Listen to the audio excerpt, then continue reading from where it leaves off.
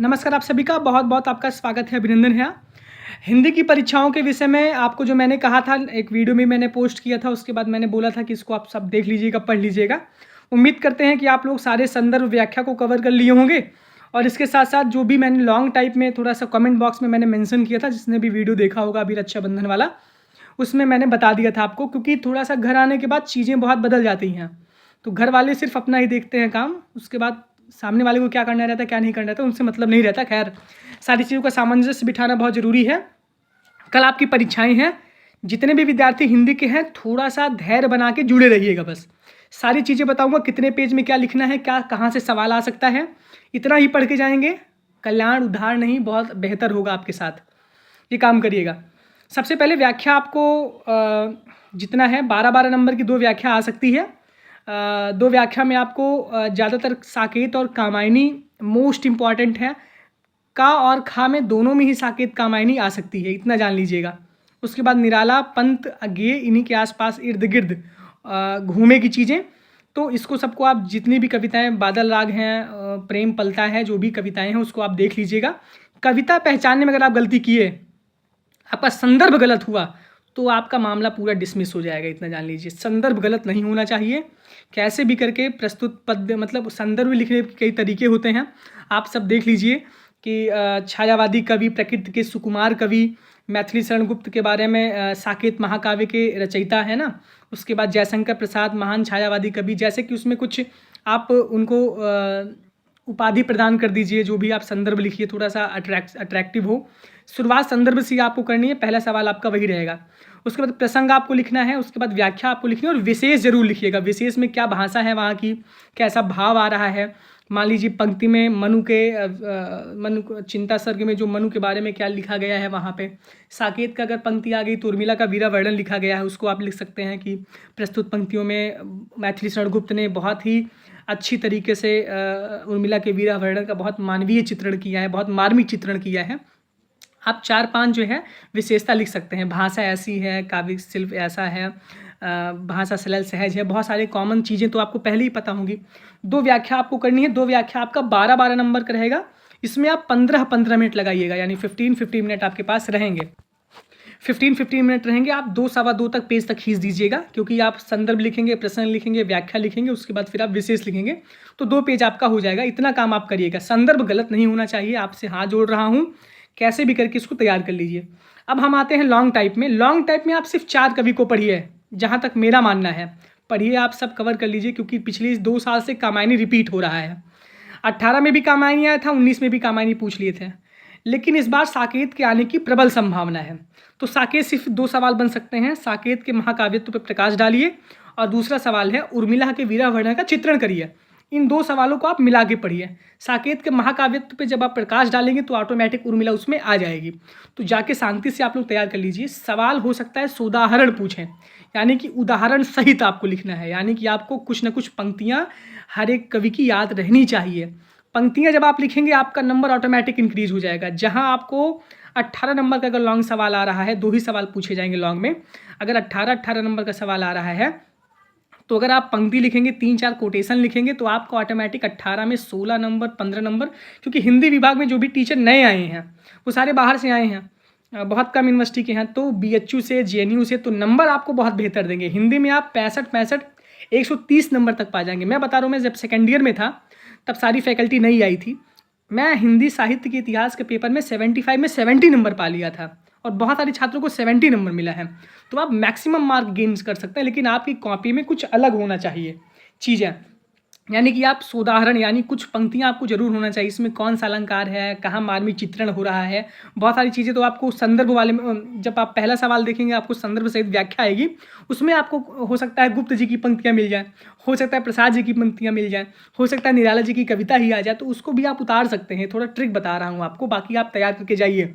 साकेत के महाकाव्यत्व पे प्रकाश डालिए, उर्मिला के वीरा वर्णन का चित्रण करिए। ये 2 सवाल यहाँ से बन सकते हैं। पहला सवाल, दूसरा सवाल तो एकदम कन्फर्म है, यही आ सकता है।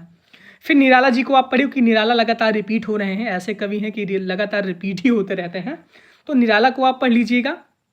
निराला का काव्य शिल्प, और या तो निराला विद्रोही चेतना के कवि हैं, दोनों मिला के आप पढ़िएगा। तो हेडिंग इसमें बहुत सारी है। तो हेडिंग आप देख लीजिएगा, क्योंकि हेडिंग आपके दिमाग में 5 6 7 हेडिंग रहेगी तो आप खींच के 4 पेज लिख सकते हैं, 5 पेज आप लिख सकते हैं। एग्जाम्पल आपके पास होना चाहिए। निराला का काव्य शिल्प और विद्रोही चेतना के कवि, 2 सवाल यहाँ से बन सकते हैं, इसको मिला के आप पढ़ लीजिएगा। फिर सुमित्रानंद पंत प्रकृति के सुकुमार कवि हैं, या इनकी काव्य भाषा कैसी है, इससे सवाल पंत जी से आ सकता है। और अज्ञेय जो है, अज्ञेय का प्रयोगवाद, अज्ञेय का काव्य संवेदना, अज्ञेय का काव्य शिल्प, इससे संबंधित आपको एक सवाल आपके पेपर में मिल सकता है। 4 पढ़ेंगे तो काम चल जाएगा। बाकी एक बार आप जरूर देखिए, कभी भी गेस के भरोसे नहीं रहना चाहिए। मेरे साथ ऐसी घटना घटित हो चुकी है जीवन में। सेकेंड ईयर में फिलॉसफी के पेपर में मैं गेस मतलब एक तरीके से प्रिडिक्टेड सवाल ही पढ़ के गया था, और ये हुआ कि जो सवाल लॉन्ग में आना था वो टिप्पणी में पूछ लिया गया। मैं एक सवाल तो पूरा का पूरा छोड़ ही आया था, लेकिन वो जब सर बताए भी थे उसको तैयार कर लेना, लेकिन मैं गेस के चक्कर में पड़ा। गेस के चक्कर में नहीं, मतलब मैं पढ़ के ही नहीं गया था उसको। मैंने सोचा कि यहाँ से इतना सारी चीज़ें कवर किया हूँ, ये आएगा ही नहीं। और ये हुआ कि उस यूनिट में मुझे 3 सवाल आ ही नहीं रहे थे, एक ही सवाल वहाँ पे आ रहा था। तो कैसे भी करके उसको मैंने लिखा, और शायद वही कारण रहा कि गोल्ड मेडल हाथ से छूट गया। 3-4 नंबर से रुका था मामला, और उस सवाल में मैं बहुत कम नंबर पाया था। दूसरे पेपर में बहुत बेहतर पाया था, इस वाले पेपर में उसी सवाल की वजह से पूरा का पूरा मामला धाराशायी रह गया। तो ये तो मैं बता रहा हूँ कि जिनका स्थिति बहुत ख़राब है उनके लिए बहुत अच्छे है, लेकिन इतना अगर आप देखेंगे आपको मिल जाएगा कहीं ना कहीं, अथवा में आपको ज़रूर मिल जाएंगे। चारों में से 2 तो पक्का मिलेंगे, एक पहले सवाल में, एक दूसरे और तीसरे सवाल में। आखिरी में बचता है आपका क्या, टिप्पणी। टिप्पणी में नई कविता, समकालीन कविता, प्रयोगवाद, अज्ञेय देख लीजिएगा। उसके बाद सौंदर्य दृष्टि देख लीजिएगा। और जब आप ये चारों तैयार करेंगे आगे से, साकेत मतलब मान लीजिए गुप्त जी तैयार करेंगे, आप निराला तैयार करेंगे, पंत तैयार करेंगे, अज्ञेय तैयार करेंगे, तो आपको हो सकता है टिप्पणी जो पूछी जाएगी 2 ठो, इसमें से आपको उसमें से मिल जाएंगे। पूछ लिया पंत प्रकृति के सुकुमार कवि हैं, पूछ लिया गया गुप्त जी की भाषा क्या है, साकेत का मर्म क्या है, कामायनी का चिंता सर्ग भी आप देख लीजिएगा, क्योंकि उसको छोड़िएगा नहीं आप। कैसे भी करके सारी चीज़ें आपको मिला के पढ़नी है, एक मर्ज करके पढ़ना है। लिखने की बात मैं बता रहा हूँ कि एक थोड़ा सा ये भी आपको आइडिया दे रहा हूँ। 2-2 पेज में आप व्याख्या लिखिएगा। आपकी स्पीड बहुत अच्छी है तो आप 2.5 पेज में खींचिएगा। अच्छा लिखिएगा, ये नहीं कि पेज भरने पेजम भरम नंबर कमम, बहुत पेज भरते हैं नंबर बहुत कम आता है।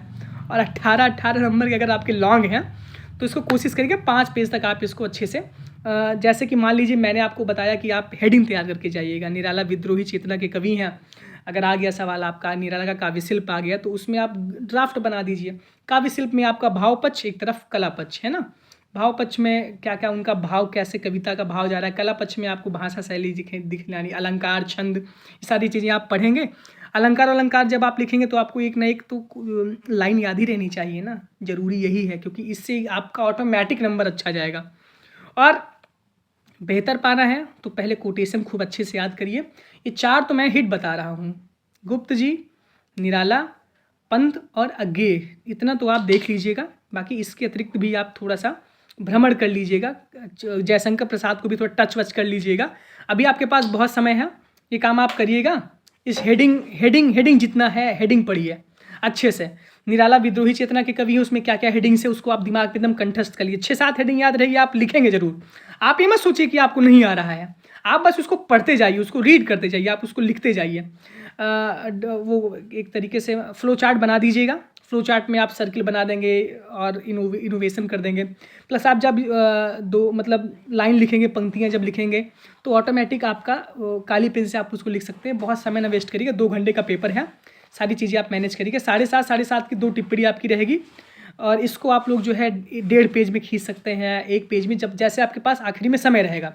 लेकिन आगे के 24 नंबर आपके सबसे निर्धारित हैं। अगर आपने संदर्भ गलत किया तो मामला पूरा डिसमिस हो जाएगा, आप पछताए रोएंगे, कुछ भी नहीं होगा। एक बार जान लीजिए, संदर्भ गलत हुआ तो वहीं से, जहाँ से शुरुआत, अगर ओपनिंग बल्लेबाजी अगर लड़खड़ाती है ना, तो बहुत ही कम कंडीशन ऐसा, बहुत ही कम केस ऐसा रहता है जिसमें बहुत विशाल स्कोर खड़ा होता है। तो मीडियम स्कोर खड़ा होगा, बहुत लो स्कोर जाएगा। तो संदर्भ अगर आपका गलत हुआ तो 24 के 24 तो आपके जाएंगे, यानी कि एक आध संदर्भ गलत हो तो 12 तो सीधे चला गया। क्योंकि जब संदर्भ भाई आप गलत करेंगे तो भैया व्याख्या क्या लिखेंगे। आ रहा है साकेत से, लिख रहे हैं चिंता सर्ग से संदर्भ में, तो प्रसंग भी आपका वैसे जाएगा। और आप एग्जामिनर तो पहली बात आपको जान जाएगा कि आप उसको चूतिया खुद ही बना रहे हैं, बेवकूफ़ उसको बना रहे हैं। ये सारी चीज़ें आपको करनी है। इतना पढ़ लीजिएगा भैया, चार्ट हो मैं बता रहा हूँ। भगवान करे कि ये भी सही ही हो जाए आपके लिए। बहुत चीज़ें, बहुत एनालिसिस करके मैंने इन चीज़ों को देखा है। बाकी सौंदर्य दृष्टि जब आप चारों पढ़ेंगे तो आपको टिप्पणी 2 ठो इसमें आसानी से मिल जाएगी। बाकी इधर एक बार आप जितनी भी चीज़ें रघुवीर सहाय वहाय आपके जो सिलेबस में हैं उनको भी आप देख लीजिए और इसको आप पढ़ लीजिए। आपका बहुत बहुत धन्यवाद, आपका बहुत बहुत आभार देखने के लिए। साथ ही साथ अज्ञेय और पंत जी और निराला और गुप्त, इसको आप देख लीजिएगा। और मुक्तिबोध भी बहुत इंपॉर्टेंट है, मुक्तिबोध से भी सवाल आपके आ सकते हैं, तो मुक्तिबोध भी एक बार आप देख लीजिएगा। बहुत ज़्यादा चिंता न करिएगा, मुक्तिबोध आप देख लीजिएगा। देखिए निगाहों से सब गुजारिए, है ना, निगाहें आपकी हर एक जगह से गुजरनी चाहिए। मान लीजिए खुदा ना खास्ता, ये तो गैसी है, हम तो गैसी कर रहे हैं, हम भी इंसान ही आपके तरीके से। हो सकता है एग्जामिनर का मूड बदल ही जाए, क्या क्या दे दे वो, तो एक बार निगाहों से सब चले जाना चाहिए। उसके बाद आप इतने काबिल हैं कि कुछ भी आप बना के लिख सकते हैं। इतना काम करिए, बाकी अगले पेपर के लिए मिलते हैं आपसे कल। रक्षाबंधन की आपको बहुत बहुत ढेर सारी बधाइयाँ। पेपर आपका अच्छा जाए, तुरंत आप मैसेज करिएगा, तुरंत आप कमेंट करिएगा। बहुत बहुत धन्यवाद, बहुत बहुत आभार। खूब जम के पढ़िए, आप खूब अच्छे से पढ़िए, अभी भी आपके पास बहुत टाइम है। आप श्लोक याद करिए, आप 10 ठो अगर ऐसे छोटी छोटी लाइन से तैयार कर लेंगे ना तो कल्याण आपका हो जाएगा बहुत बेहतर, आप बहुत अच्छे नंबर पाएंगे। हिंदी में तो आप 130 135 तक खींच सकते हैं अगर आप अच्छा करेंगे तो, मैं बता रहा हूँ। फैकल्टी नहीं है, कॉपी बहुत अच्छी चेक होगी, और हर एक विषय में फैकल्टी नहीं आ रही है तो कॉपी आपकी बहुत अच्छी चेक होगी। लिखना आपको है, लिखिए इसको अच्छे से। Thank you, thank you, thank you.